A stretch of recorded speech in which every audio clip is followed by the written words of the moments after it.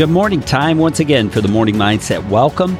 I'm glad you're here. Thank you for joining me to get our minds aligned with the truth of God. This is an important day because we're going to be talking about Romans chapter 8, where the law of the Spirit of life has set us free in Christ Jesus from the law of sin and death. We're going to start unpacking exactly what has happened and what benefits we derive from the work Jesus Christ did on the cross over 2,000 years ago. Now, in previous episodes of the Morning Mindset, I have spoken about this exchange that happened when Jesus Christ died on the cross, how the old sinful self died with him because of our faith in him. Somehow that spiritual transaction happened. And this is how Jesus describes it for us through the Apostle Paul here in Romans chapter 8. He says at that moment, the law of the Spirit of life set us free in Jesus from the law of sin and death. You see, all that happened at the cross. The law of the Spirit of life came to bear on us, on our particular situation. And verse 3 says, "For God has done what the law, weakened by the flesh, could not do." Now stop there for a second. God did something for us that the law of God, which is a good thing, the 10 Commandments and all that, nobody would say that's bad stuff. But he's saying the law couldn't do something for us. It couldn't make us right. It couldn't make us free from the struggle against sin. The law couldn't do that because it depended on us to keep it. You see, we didn't have the strength because, as Paul says here, it was weakened by the flesh. That power of sin we talked about in previous episodes that resides in our flesh, in our mortal body, weakens the law's power because it depends on us. And you see, God did what the law could not do. And he did it this way.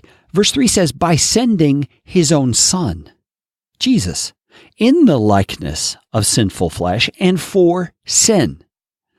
He condemned sin in the flesh in order that the righteous requirement of the law might be fulfilled in us who walk not according to the flesh, but according to the Spirit. Man, that is just a mouthful of truth. It's a heart full of truth, just overflowing that we've got to understand, my friends.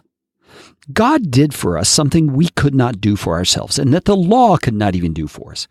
When he sent Jesus as a man in the likeness of sinful flesh. Now get that. Jesus was not a man who was hampered by the sinful flesh that we are hampered by. He was just in the likeness of it by being fully human. Yet he was fully divine. That's why he wasn't weakened by the flesh like we are. He was in the likeness of sinful flesh, and he came for sin. It means he came because of that problem that we're facing. And he condemned sin in the flesh.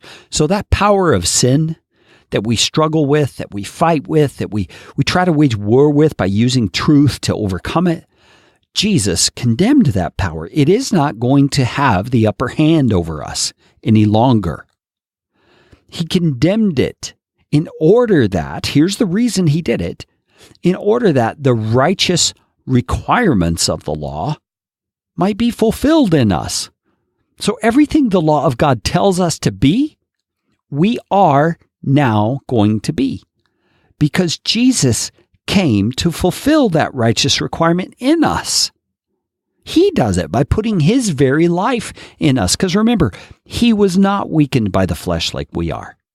He overcame all the fleshly temptations that the devil threw at him.